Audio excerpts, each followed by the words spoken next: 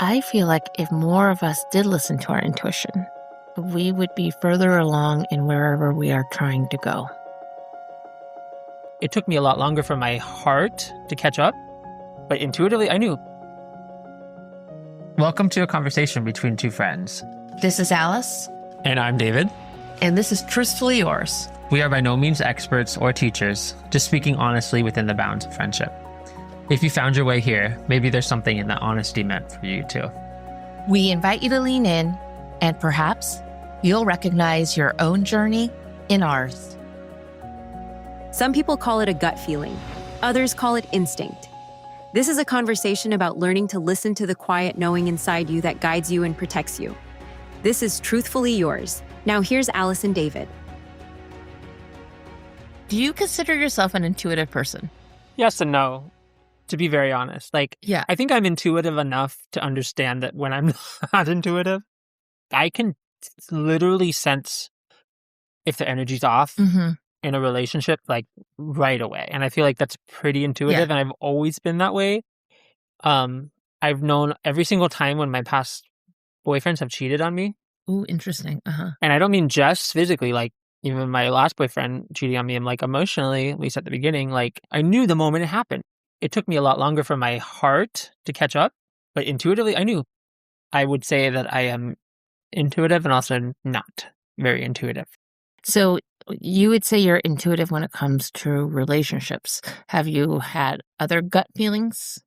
My dumbass, intuitive about, how dangerous are these stairs that I'm trying to walk down on crutches? And then next thing you know, you find yourself in a pile on the bottom of the stairs and your shoulder's dislocated. And you're like, okay, that was not very intuitive.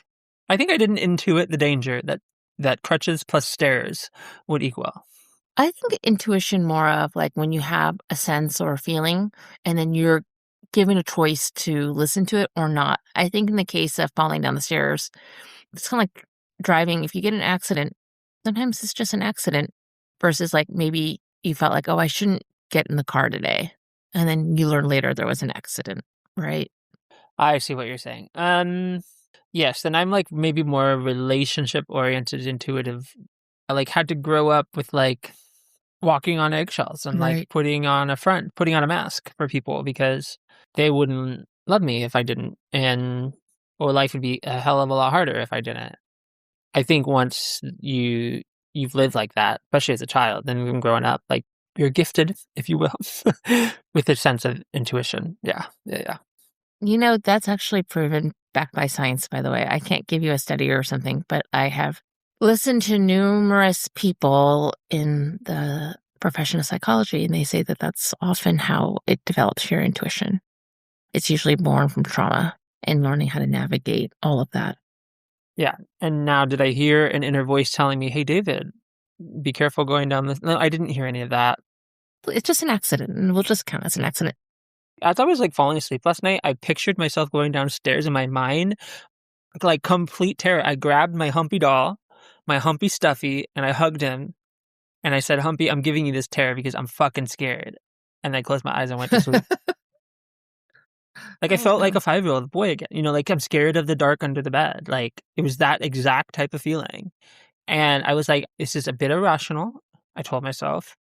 But it's also a healthy fear where I'm at right now. I cannot re-injure this if I want to be able to do anything close to normal again with my life. And so I have what I consider now a healthy fear of stairs. Well, it's funny that you say that you feel like a 5-year-old, because in my mind, when you were telling me the story, what came to mind right away was this is when kids are little and they do something you tell the kid, don't touch the outlet. Yeah. Right. And they keep on touching the outlet and they stick things in and they get shocked and they start crying. And it's they don't do it again. And they have to learn that lesson. So for you, it's almost the same thing. You fell and now you're not going to do it again because you don't want to injure it. And then the way you handled it, I think it is listening to your inner voice because you did what you needed to calm yourself down. Oh, I see. Now my inner voice is yelling at me. And then you went to bed. You did what you needed to do to feel safe and you went to bed. So I think that's really good. And the only reason I'm asking about intuition, because I feel like if more of us did listen to our intuition, we would be further along in wherever we are trying to go in a way that causes less anxiety, less stress, and feels natural. So what you're saying is if like, say I was on a date or, seeing somebody like a while and then all of a sudden I just got that sense, like my little spidey sense went up. You're saying like we would all be better off if we listened to that. Right. How do I say this? How I tend to like respond to it is like I always go, I hear you, but I'm not going to be that person that freaks out about the littlest thing. Like, let's enter research mode and find out if my intuition is correct. Right. I would say that that's being intuitive versus like being sensitive, where you're like, oh, he didn't look at me like, or he didn't say hi the right way that he normally does.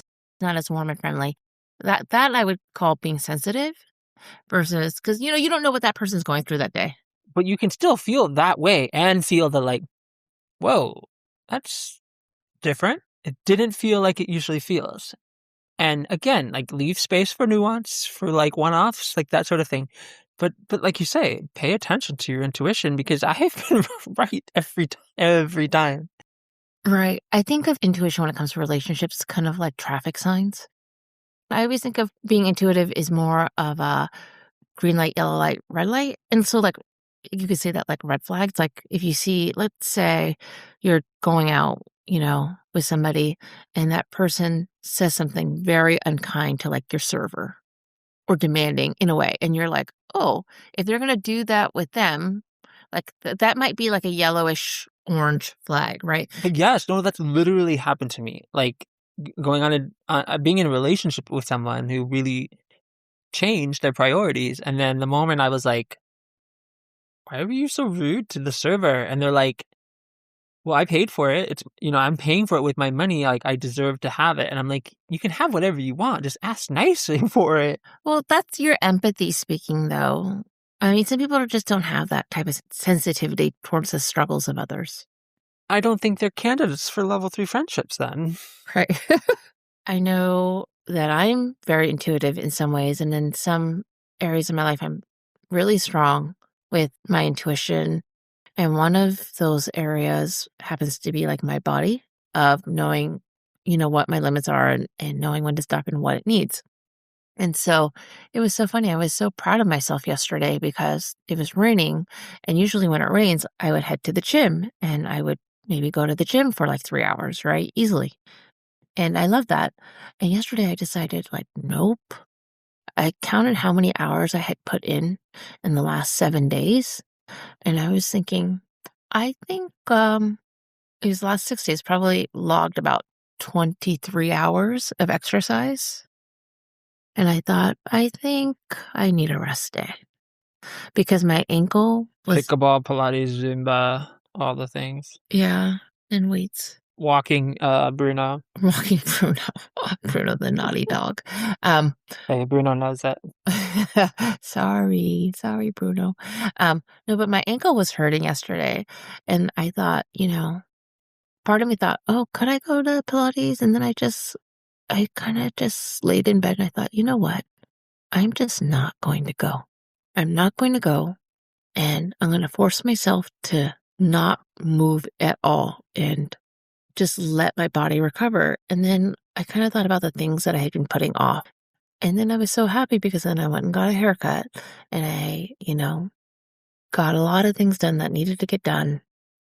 And then I went and exercised today, just 2 workouts. So I probably only did about 2.5 hours of exercise and I feel good. And then the thing that I've been really wanting to do that I felt like my body was screaming for me to go do is to go get a massage. Because the place I go to, they are very intuitive when they do massage. The last few days, I've been having a lot of brain fog when I exercise and I play, and I've had these tension headaches in the back of my neck. So anyway, today I decided I'm going to listen to my body that says, go get a massage. And I feel like whenever I listen to it when I'm supposed to listen to it, like take action that moment, it's asking me to take action. I'm so thankful that I listened to that inner voice.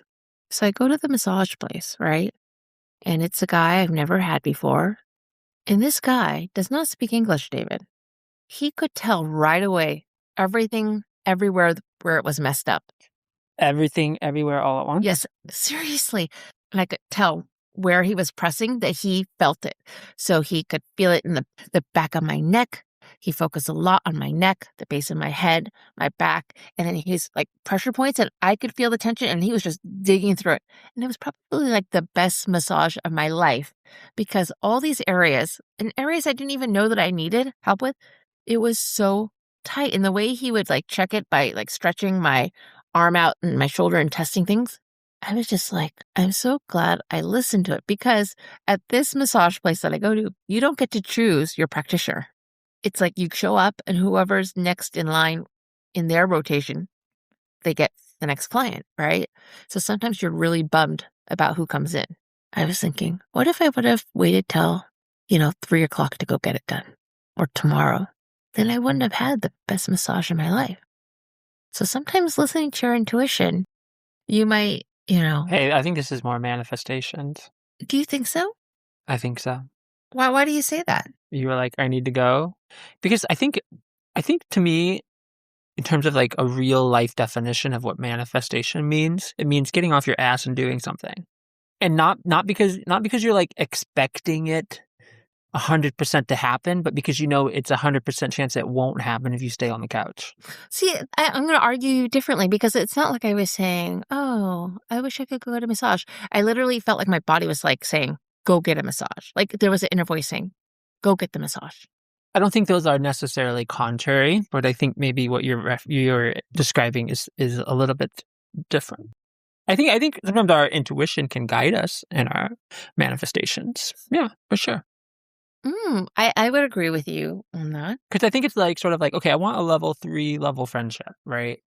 I could go to the bar like I always used to do to meet people and like hang out or whatever, go with a friend, like just see what happens, right? Definitely level 1. That's a devil. I said devil. That's the devil's den, David.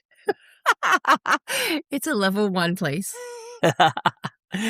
The level 2 den, level 1 den. Yes, there we go. But sometimes, that's the night you need, right? Like sometimes you can have too many level 3s and you're like, God, just get me somebody who will down a beer, say something fucking dumb while we're watching a sports game and like get drunk. Like, I don't know. Sometimes that's what you need. Right. That's true too. But no, yeah, I think that like intuition can guide your manifestation, your desire for more, and can kind of direct you in the right place. So I would say, yeah, you are a really intuitive person because like you've referenced sort of like manifesting this pickleball group that we have because the one that you were in before wasn't really working for you. And Right. I think that's, has to do a lot with listening to like your intuition and saying like, you know what? I will try not to say names this time, but hey, so-and-so is not only like a pretty skilled player, but like, what a great attitude. How about this other person? Like, really good player. Like, seems really smart and cerebral about the game. Like, would they be interested in drilling?